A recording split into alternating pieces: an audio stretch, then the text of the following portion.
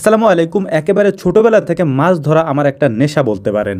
জীবনে কত পদ্ধতিতে কত ধরনের মাছ যে ধরেছি তার কোনো হিসাব নেই। তাই আশেপাশে কোথাও মাছের কথা শুনলেই সেখানে আমরা ছুটে যাই মাছ ধরার জন্য।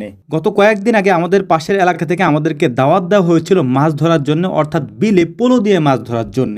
এবং আমাদের যাওয়ার কথা ছিল একেবারে সকালবেলা, মানে ভোরবেলা গিয়ে সেখানে পৌঁছানোর কথা ছিল। তাই আমরা সবাই মিলে রেডি হয়ে রওনা দিয়েছি ওই বিলের উদ্দেশ্যে, মাছ যেখানে আমরা ধরবো ইনশাআল্লাহ। এভাবে সবাই মিলে একসাথে পোলো নিয়ে অন্য গ্রামে গিয়ে বা অন্য বিলে গিয়ে মাছ ধরা আমাদের হয়নি। আমরা মূলত যেটা আগে করেছি সেটা হচ্ছে আমাদের বিল বা পাথারে এ ধরনের মাছ আমরা ধরেছি, বা পোলো দিয়েও এর আগেও পুকুরে বা আমাদের বিলে বা আমাদের যে পাথার রয়েছে সেখানে আমরা মাছ ধরেছি, কিন্তু অন্য কোথাও গিয়ে এর আগে আমরা কখনো মাছ ধরি নেই। ওখানে যাওয়ার পর দেখলাম সবাই আমাদের জন্য অপেক্ষা করছিলেন পোলো নিয়ে। মূলত এই পোলো দিয়ে আমরা মাছ ধরবো। আপনারা অনেকেই হয়তো এই পোলো দিয়ে মাছ ধরা দেখেছেন। পোলো চেপে চেপে পানির মধ্যে মাছ ধরা হয়। এই পোলোর মধ্যে যখন মাছ পড়ে তখন হাত দিয়ে সেই মাছগুলিকে টেনে বের করতে হয় পোলোর ভিতর থেকে। আমরা যখন গিয়েছিলাম দেখলাম যে অনেক মানুষ আমাদের জন্য অপেক্ষা করছিলেন, যারা সবাই মিলে যখন আমরা একসাথে রওনা দিয়েছি তখন আলাদা একটা সুন্দর দৃশ্য তৈরি হয়েছিল আমাদের মধ্যে। মাছ পাবো কিনা জানি না, তবে ভালো একটা আনন্দ ঘন মুহূর্ত আমাদের আজকে সকালবেলাটা কাটবে সেটা আমরা আগে থেকেই বুঝতে পারছিলাম।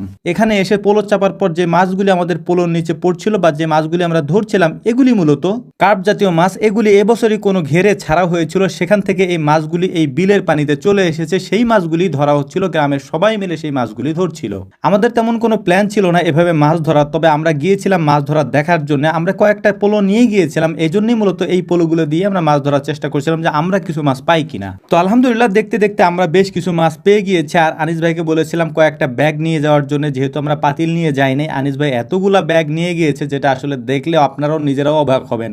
একটা ব্যাগও যদি ভইরা আনতে পারতাম তাহলে তো পুরো এক গ্রামের মানুষ আমরা খাওয়াইতে পারতাম, কিন্তু উনি এতগুলা ব্যাগ নিছেন যে কয়েকটা গ্রামের মানুষ খাওয়ানো যাবে যদি এই ব্যাগগুলি ভর্তি করে আমরা মাছ আনতে পারতাম।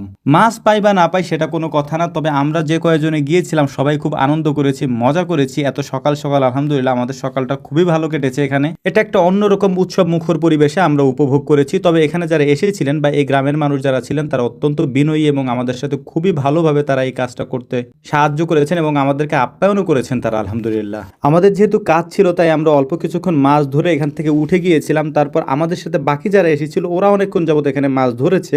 আমরা পাশেই একটা মাছের খামার দেখতে গিয়েছিলাম, সেখান থেকে এসে দেখি আমাদের সাথে যারা গিয়েছিল ওরা অনেক মাছ ধরেছে। মোটামুটি অনেক মাছ বলতে এখানে যে পরিমাণ মাছ আছে তার মধ্যে থেকে অনেক মাছই ধরেছে ওরা। আমরা ওই খামার দেখে এসে তারপর ওদের সবাইকে বললাম যে চলো এবার চলে যাওয়া যাক, কারণ আমাদের সকাল হয়ে গিয়েছে, প্রায় 10টা-11টা বেজে গিয়েছে, এখন আমাদের চলে যেতে হবে এখান থেকে। তো মাছ দেখলাম মোটামুটি ওরা ভালোই পেয়েছে। তো মাছগুলিকে নিয়ে আমরা চলে এসেছি পাশেই একটা বাড়িতে। এখানে আমাদের দাওয়াত ছিল, দাওয়াত বলতে হচ্ছে আমাদের আপ্যায়নের ব্যবস্থা ছিল। সকালে সকালে খিচুড়ি এবং বোনার ডিমের ব্যবস্থাও এখানে ছিল।